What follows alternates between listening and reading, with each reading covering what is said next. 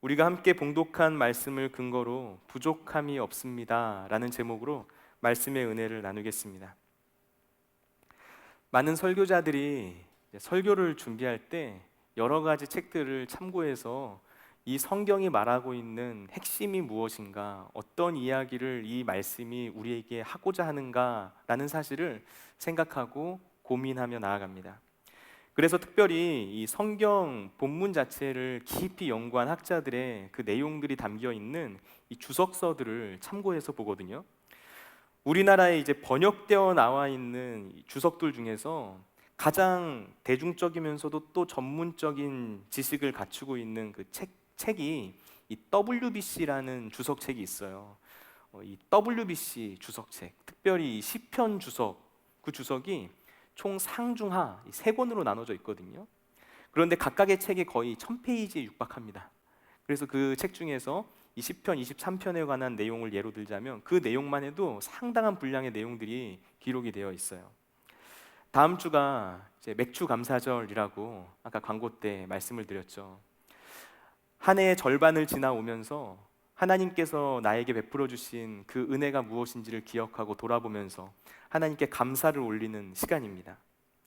그래서 이번 주에는 이제 감사에 대한 주제로 한번 말씀의 은혜를 나누어야 되겠다라고 생각하면서 성경에 나와 있는 정말 다양한 감사의 고백들 중에서 어떤 감사의 고백으로 은혜를 나누는 것이 좋을까 생각을 했어요.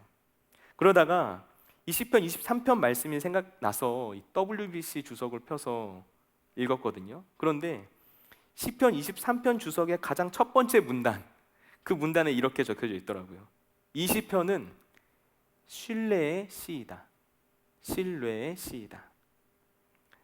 시편에 나오는 이 시들에는 이 찬양시, 신뢰시, 탄식시, 감사시, 뭐 이런 여러 가지 다양한 문학적인 양식들이 있습니다. 그런데 이 시편 23편이 신뢰의 시다라고 학자들이 기록해 놓은 거예요. 간혹 이제 몇몇 학자들이 이 시편 23편을 감사시다 또는 왕의 시다라고 정의를 내리기도 하는데, 대다수의 학자들은 이 시편은 신뢰의 시다, 하나님께 신뢰의 고백을 올려드리는 시다라고 정의를 내린 거죠.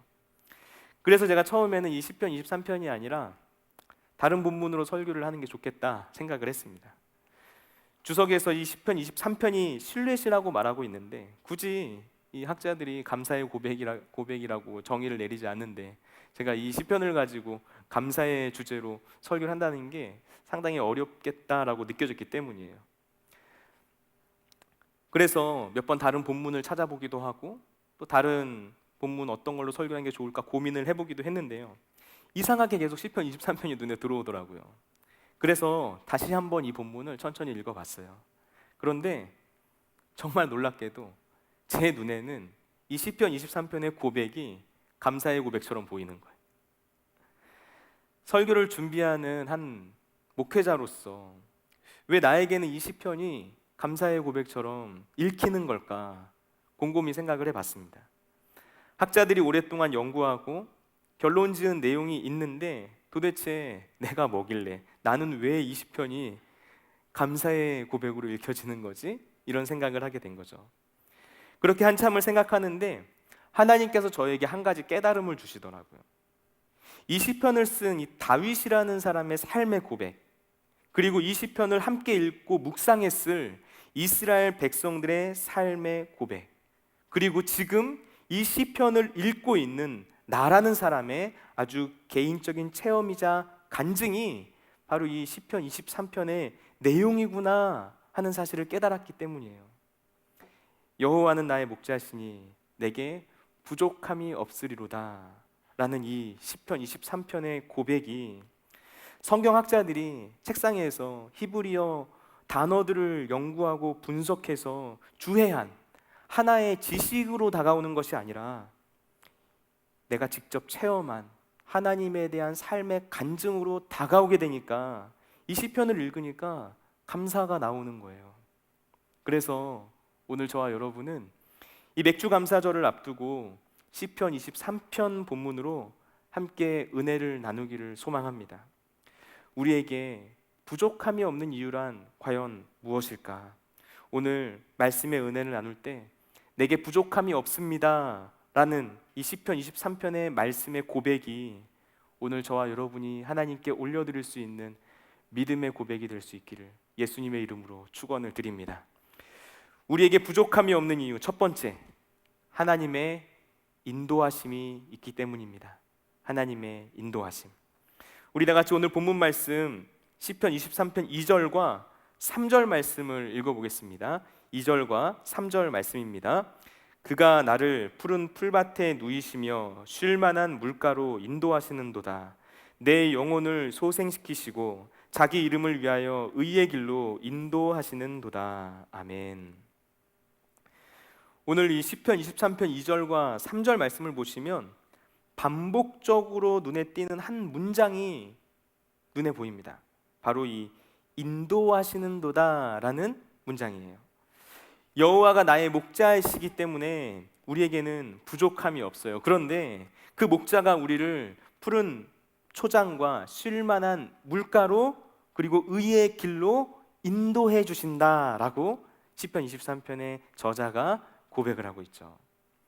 그런데 사실 이 팔레스타인 지역의 지리와 기후를 보면 그곳에는 푸른 초장과 그리고 쉴 만한 물가를 찾기가 굉장히 어렵습니다. 특히 이 양들이 먹을 수 있는, 양들이 즐겨 먹을 만한 좋고 그리고 신선하고 그리고 촉촉한 풀이 있는 이 푸른 초장은 우기 때에도 찾아보기가 힘들어요. 그런데 이 시를 쓴 다윗은 나의 목자가 되어주신 여호와 하나님이 우리를 그런 곳으로 인도해 주신다라고 고백을 하고 있어요. 목자의 돌봄을 받는 양들은 바로 이러한 인도하심을 받게 된다는 거죠. 제가 이 사역을 시작하고 얼마 지나지 않았을 때, 전도사 1년차 때 이제 막 사역을 시작한 거죠. 그때 어떻게 보면 굉장히 부담스러운 설교를 준비한 적이 있습니다. 그때 이제 제가 모교회를 섬기고 있었고요. 그 교회에 있는 사역자들 중에서 가장 막내로 있었을 때였어요. 그런데 그때 이제 새벽 기도회, 모든 성도님들이 우리 교회로 치자면 이 월삭 새벽 기도회처럼 하나님 앞에 나와서 기도하는 기간을 제 모교회는 일주일 동안 했었거든요. 일주일 동안 매달 첫째 주간을. 그런데 그때 기간을 계속해서 활용해서 그 교회의 교역자분들이 한 명씩 돌아가면서 자신의 삶에 대해서, 내가 지금까지 걸어온 그 삶의 모든 과정과 인생에 대해서, 또 나의 가정에 관한 그런 간증, 그런 설교를 했던 그런 시간을 가진 적이 있었어요. 그래서 가장 연배가 높은, 가장 고참인 교역자분들부터 순서대로 돌아가면서 설교를 하다 보니까 막내인 제가 가장 마지막 날 설교를 하게 되었던 거죠. 대성전에서 정말 많은 성도님들 앞에서 사역을 시작한 지 1년도 되지 않은 전도사가 설교를 해야 된다는 게 너무 부담이 되는 거예요. 그래서 그 첫 번째 이제 그 교육자분이 나와서 설교를 할 때부터 그 모습들을 가만히 보는데 가장 부담이 되었던 건 제 모교회를 섬기고 계신 이제 담임 목사님이 바로 요 자리, 맨 앞자리, 예배 때마다 여기 앉아서 설교를 들으시는 거예요. 그걸 보는데 제가 이미지 트레이닝을 하면서 이 자리에서 설교를 해야 된다는 게 너무 부담이 되고 막 밥이 넘어가질 않는 거죠. 그래서 정말 오랜 시간 동안 어떻게 설교를 해야 되나 기도하면서 많은 고민을 했던 그런 기억이 납니다. 그런데 그때 특별히 그 설교를 준비하면서 제 어머니하고 많은 대화를 나누게 됐어요. 우리의 가정 가운데 내가 살아왔던 그 삶의 길 속에서 어떤 일들이 있었나 이렇게 대화를 했던 거죠. 그런데 그렇게 대화를 어머님과 한 번, 두 번 주고받으면서 그때 이런 일이 있었지, 그때 저런 일이 있었지 하면서 기억을 더듬어 거슬러 올라가 보니까 하나님께서 나의 삶 가운데 정말 놀라운 일들을 행하셨구나라는 것을 깨닫게 되는 거예요. 하나님께서 나를 그리고 우리 가정을 인도하신 그 삶의 걸음들을 하나하나 떠올리는데 하나님께서 함께 하시지 않았다면 어떻게 이런 일들이 일어날 수 있었을까 하는 그런 내용들이 하나 둘 알게 되었던 거죠. 때를 따라 베풀어 주시는 하나님의 은혜, 그 은혜가 무엇인지를 깨닫게 되는 그런 시간을 가졌던 것 같아요. 나의 삶 속에 있었던 모든 시간들이 하나님의 은혜에 대한 간증이구나 라는 고백을 하게 된 거죠. 아버지하고 어머니가 제가 어려서부터 굉장히 교회 일에 열심히셨어요. 그래서 아버지는 또 교회에서 직원으로 일을 하시고 또 어머님은 목회자로서 또 사역을 하셨기 때문에 굉장히 바쁜 시간들을 보냈습니다. 그래서 소위 이제 어렸을 때는 제가 부모님들과 함께 어디를 뭐 놀러 간다던가 뭐 재밌는 시간을 보냈던 기억도 거의 없었어요. 그런데 정말 놀라운 건 제가 그 어렸을 때 살았던 동네가 이제 중계본동, 소위 이제 서울에서 달동네라 불리는 그런 곳이었는데요. 그곳에서 정말 어렵게 가난하게 그렇게 어린 시절을 보냈는데 가난 때문에 특별히 세상을 원망해 본 적 없는 것 같고요. 어려운 순간들이 없었던 것은 아니지만 그 시간들을 통해서 합력해서 선을 이루시는 하나님의 은혜가 무엇인지를 깨닫게 해주셨구나라는 것을 알게 되었어요. 하나님의 때를 따라 내려주시는 선하신 손길을 누리면서 내가 주님의 인도하심 가운데 살아왔구나라는 그런 고백을 할 수 있게 되었던 거죠. 여러분, 하나님은 저와 여러분의 삶의 모든 걸음을 인도해 주시는 분이세요. 그 사실을 믿으십니까? 여러분이 살아오셨던 그 삶의 과정, 그 길들을 한번 곰곰이 돌아보면서 생각해 보셨으면 좋겠어요. 그럼 분명히 하나님께서 깨닫게 하시는 은혜가 있을 것입니다. 우리가 그런 일들을 해 나갈 때 반드시 기억해야 할 것은 양은 자신의 필요를 스스로는 채울 수가 없다는 사실을 생각하는 것이 중요합니다. 양은 자기의 힘으로는 푸른 풀밭과 그리고 쉴 만한 물가로 갈 수가 없어요. 의의 길로 나아갈 수가 없는 거죠. 생명의 길로 걸어갈 수가 없는 거예요. 오직 목자가 양의 필요와 양의 행복을 다 책임져 주어야만 그곳을 향해 나아갈 수 있는 거예요. 목자가 그 길을 인도해 주어야만 한다는 거죠. 양의 운명은 자기 자신에게 달려있는 게 아니라 목자에게 달려있는 거예요. 그렇기 때문에 선한 목자를 만난 양은 윤택하고 행복한 삶을 살아가게 됩니다. 여러분, 우리 인생은 우리의 손에 달려있지 않습니다. 우리의 목자 되신 여호와 하나님께 달려있는 거예요. 하나님께서 저와 여러분의 선한 목자가 되어주셔서 우리의 모든 필요들을 공급해 주신다는 사실을 믿고 우리가 주님 안에서 평안히 쉴 수 있도록 인생의 모든 길을 인도해 주신다는 사실을 깨닫게 되었을 때 우리는 우리의 삶을 인도하시는 하나님의 그 선하신 손길을 누리는 인생이 될 수 있다는 거예요. 우리에게 부족함이 없는 이유 두 번째, 하나님께서 함께 하시기 때문에, 하나님께서 함께 하시기 때문입니다. 시편 23편 성경책 가지고 계시면 그 성경책 가장 위쪽에 이 시편의 표제가 적혀져 있어요. 이 괄호 꺽쇠 모양으로 되어 있는데요, 그 시편의 표제를 보면 다윗의 시라고 적혀져 있습니다. 그러니까 이 시를 쓴 사람이 바로 다윗이라는 거죠. 다윗은 이 시편 23편을 언제 기록했을까요? 많은 성경학자들이 이 다윗이 인생의 노년에 이르게 되었을 때 이 시편 23편을 기록했다라고 말을 해요. 다윗은 이스라엘의 위대한 왕이었죠. 그리고 우리는 다윗이 이루어 놓은 그 놀라운 일들, 그 영웅담을 너무나도 잘 알고 있습니다. 그래서 우리는 이 다윗이라는 사람을 생각할 때 다윗은 굉장히 편안한 삶을 살았을 것이다 라고 오해하거나 착각하게 되는 경우들이 있는 것 같아요. 그런데 다윗의 삶을 깊이 들여다보면 결코 그렇지 않죠. 다윗의 삶을 보면 그는 정말 험악한 인생을 살았다라고 정의를 내릴 수 있을 것 같아요.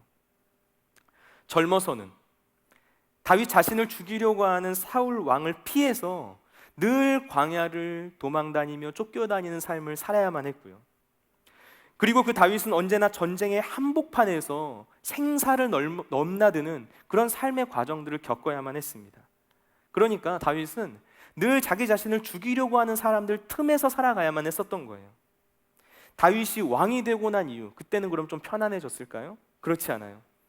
다윗이 왕이 된 이후에도 그 삶의 어려움은 계속됩니다.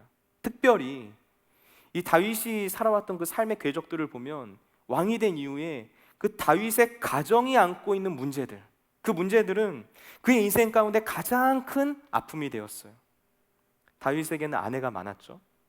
그러니까 자연스럽게 배다른 형제들이 있었던 거예요. 그런데 그 형제 자매들이 서로 싸워서 죽이는 그런 일들을 아버지로서 지켜보면서 얼마나 다윗이 가슴이 아팠을까, 얼마나 힘들었을까 우리는 생각할 수 있어요. 그럼 인생의 말년은 어땠을까요? 다윗의 인생의 말년에는 정말 그 인생 속에서 잊을 수가 없는 뼈아픈 시간들이 찾아오게 됩니다. 그것은 바로 자기의 아들 압살롬이 군대를 동원해서 반역을 일으킨 거예요. 그리고 아버지 다윗을 죽이려고 하는 거죠. 그러니까 다윗은 혼비백산에서 도망칠 수밖에 없었어요. 누구를 피해서? 자기 아들을 피해서. 도망갈 곳도 없었습니다. 그냥 막연하게 살기 위해서 도망칠 수밖에 없는 신세가 되었던 거죠. 여러분, 다윗이 자기의 아들 압살롬의 반역을 피해서 도망을 다니면서 쓴 시가 바로 이 시편 23편이다 라고 성경학자들은 이야기하고 있어요. 시편 23편에서 다윗은 그의 인생이 얼마나 험악했는지, 그리고 그가 지금 처한 상황이 어떤 상황인지를 말해주고 있어요. 우리 다 같이 오늘 본문 말씀 4절 말씀을 한번 읽어보겠습니다. 4절 말씀입니다. 내가 사망의 음침한 골짜기로 다닐지라도 해를 두려워하지 않을 것은 주께서 나와 함께 하심이라. 주의 지팡이와 막대기가 나를 안위하시나이다. 아멘. 다윗은 지금 자신이 처한 그 상황을 사망의 음침한 골짜기라고 고백을 하고 있어요. 히브리어 원어를 문자적으로 번역을 해보면 어둠이 깊은 골짜기라고 할 수 있어요. 그러니까 지금 다윗은 어둠이 깊은 곳, 죽음의 세력이 자신을 위협하고 있는 곳에 있다라고 말을 하고 있는 거죠. 그런데 놀라운 건 그 뒤에 이어지고 있는 다윗의 고백이에요. 해를 두려워하지 않는다. 어떤 위협도 두렵지 않다는 거예요. 아무리 깊은 어둠이라 할지라도, 내가 지금 죽음의 고비를 넘나든다고 할지라도 그 어떤 것도 털끝 하나 나를 건드릴 수 없다라는 그런 믿음의 고백을 하고 있는 거예요. 왜냐하면 나의 목자가 되어주신 하나님의 손에는 지팡이와 막대기가 들려져 있기 때문입니다. 여기서 막대기는 야수나 도둑으로부터 이 양떼를 보호하기 위한 목자가 들고 다니는 도구라고 할 수 있어요. 그 막대기의 끝에는 이 금속이나 못이 박혀져 있었다라고 하는데요, 양을 보호하기 위해 목자가 들고 다니는 무기인 거죠. 그 무기를 들고 하나님께서는 다윗과 함께 하신다, 나와 함께 하신다 고백하는 거예요. 그리고 또 하나, 하나님께서는 지팡이를 들고 계세요. 이 지팡이는 막대기보다 조금 더 길고 맨 위쪽이 이 구부러진 활처럼 이렇게 휘어져 있는 모양을 취하고 있습니다. 양떼를 인도하고 통제하기 위한 수단으로 사용되었던 도구죠. 그 지팡이로 양떼가 가는 길 하나하나를 알려주고 그 길을 걸어갈 수 있게끔 만들어 주었다는 거예요. 하나님께서는 그렇게 세세하게 내가 걸어가야 할 길을 다 알려주셨다. 다윗의 고백이에요. 지금 다윗이 죽음의 위협이 도사리고 있는 인생의 큰 어려움 앞에서도 흔들리지 않고 그 인생을 살아갈 수 있는 이유, 그 이유를 무엇이라고 말하나요? 다윗은 무엇 때문에 이런 고백을 하고 있는 거죠? 나와 함께 하시는 주님께서 지팡이와 막대기로 모든 갈 길들을 다 인도해 주시고 보호해 주시기 때문에, 주께서 나와 함께 해 주시기 때문에 내가 사망의 음침한 골짜기로 다닐지라도 해를 두려워하지 않는다. 이게 바로 다윗이 했던 믿음의 고백이에요. 언제나 나와 함께 하시는 하나님을 신뢰한 거죠. 제 큰아이가 어렸을 때 이 말도 잘하지 못할 그런 나이, 한 4살 정도 됐었을 것 같아요. 그때 이 단어들을 막 겨우 떠듬 말하던 이 애가 같이 손을 잡고 저랑 길을 걸어가는데 갑자기 혼비백산을 하면서 저한테 폭 안겼던 그런 일이 있었어요. 그때 기억이 아직도 생생해요. 그때 제가 너무나 깜짝 놀라서 무슨 일이 일어난 줄 알았어요. 그런데 이 애가 말도 겨우겨우 하는 애가 제가 이 깜짝 놀라는 모습을 바라보면서 주하나 갑자기 왜 그래? 도대체 무슨 일이야? 어떤 일이 일어났어? 이렇게 물어보니까 갑자기 손을 이렇게 하면서 말을 하는 거예요. 짹짹이가 무서워. 짹짹이가 무서워. 그러니까 저 앞에 길거리를 지나가고 있는 그 비둘기 한 마리를 보고 짹짹이가 무섭다고, 새가 무섭다고 그러면서 저한테 폭 안겼던 거예요. 그러니까 그때 제가 우리 주한이한테, 큰애한테 이렇게 말했어요. 주하나, 아빠가 있잖아. 아빠가 있잖아. 걱정하지 마. 저 짹짹이 아빠가 혼내줄게. 짹짹이 뗐지? 그러면서 이렇게 걸어가니까 그 비둘기가 막 도망을 가는 거예요. 그러니까 이 주한이가 활짝 웃었죠. 여러분, 우리의 아버지 되시는 하나님께서는 지금 저와 여러분에게 말씀해 주시는 거예요. 내가 너희들을 지켜줄 테니 걱정하지 마. 내가 너와 함께 할 테니 두려워하지 마. 이것이 바로 하나님 아버지의 마음이에요. 우리가 그 주님의 마음을 알았으면 좋겠습니다. 그 사실을 아는 사람, 그 사실을 깨달은 사람, 하나님 앞에 나는 부족함이 없습니다 라고 고백할 수 있는 거죠. 부족함이 없는 이유 세 번째, 하나님의 선하심과 인자하심이 있기 때문입니다. 하나님의 선하심과 인자하심. 우리 다 같이 오늘 본문 말씀 5절과 6절 말씀을 한번 읽겠습니다. 5절과 6절 말씀입니다. 주께서 내 원수의 목전에서 내게 상을 차려주시고 기름을 내 머리에 부으셨으니 내 잔이 넘치나이다. 내 평생의 선하심과 인자하심이 반드시 나를 따르리니 내가 여호와의 집에 영원히 살리로다. 아멘. 지금 시편 23편은 이 5절과 6절 말씀에 이르러서 하나님에 대한 이미지가 바뀌고 있습니다. 그리고 그 하나님께서 이 다윗이란 사람, 나를 대해 주시는 그 관계 자체가 변화되고 있어요. 먼저 하나님에 대한 이미지가 바뀌는데요, 시편 23편 1절부터 4절까지 나오는 그 내용을 속에서 알 수 있는 하나님에 대한 이미지는 바로 목자였죠. 하나님이 목자로 그려지고 있는 거예요. 그런데 5절 말씀에 이르러서 하나님은 목자가 아니라 주인의 이미지로 바뀝니다. 주인의 이미지. 하나님께서는 시인의 원수들 앞에서 귀한 손님을 맞이해 주듯이 다윗을 대접해 주셨고요, 그것뿐만 아니라 다윗의 머리에 기름을 부으셔서 그를 아주 특별한 손님으로 대우해 주셨죠. 그래서 다윗은 내 인생의 주인이신 하나님께서 자신을 이 원수들로부터 아주 특별하게 보호해 주신다라는 사실을 깨닫게 되었던 거예요. 6절 말씀에서 다윗은 이 시의 절정에 이른 고백을 합니다. 내 평생의 선하심과 인자하심이 반드시 나를 따르리니. 이제 원수들의 추격이 그쳤어요. 그리고 지나온 순간들을 모두 다 돌아봤어요. 그랬더니 하나님의 선하심과 인자하심이 지금까지 나를 따라오고 있었구나, 하나님께서 선하심과 인자하심으로 나를 따라오고 계셨구나라는 사실을 깨닫게 된 거예요. 내가 하나님의 보호와 그리고 호의를 받는 존재라는 것을 알게 된 거죠. 그런데 그 이후에 이어지는 고백, 내가 여호와의 집에 영원히 살리로다 라는 이 마지막 말씀은 사실 굉장히 놀라운 고백이라고 할 수 있어요. 왜냐하면 이건 하나님과 나 사이의 관계를 말해주는 고백이기 때문이죠. 이전까지는 나는 하나님의 집에 초대받은 손님과도 같은 존재였는데, 그런데 이제는 내가 그 집에 잠시 들렸다가 나가는 그런 일시적인 손님이 아니라 그 집에 영원히 거하는 가족이 되기를 서원하고 있는 거예요, 다윗이. 여러분, 지금 저와 여러분이 함께 읽은 이 6절 말씀은 사실 저에게 있어서 굉장히 특별한 말씀이에요. 왜냐하면 제가 신학을 공부하고 그리고 목회자의 길을 걸어갈 수 있도록 하나님께서 저에게 응답으로 주신 말씀이 바로 이 시편 23편 6절 말씀이기 때문이에요. 어렸을 때 이제 부모님께서는 제가 목회자가 되기를 원하셨던 것 같아요. 그래서 장래 희망란에 항상 제가 생각하는 것들을 적으면 부모님은 항상 목회자. 그래서 제가 적은 거는 항상 매년 보면 바뀌는데 부모님은 거의 그걸로 똑같이 갔었어요. 그런데 그때 제가 생각했을 때 아무리 생각해도 나는 목회자의 길은 아닌 것 같다라는 생각을 계속 했었던 것 같아요. 근데 왜 그런지 아세요? 가장 큰 이유가 뭐였는지 아세요?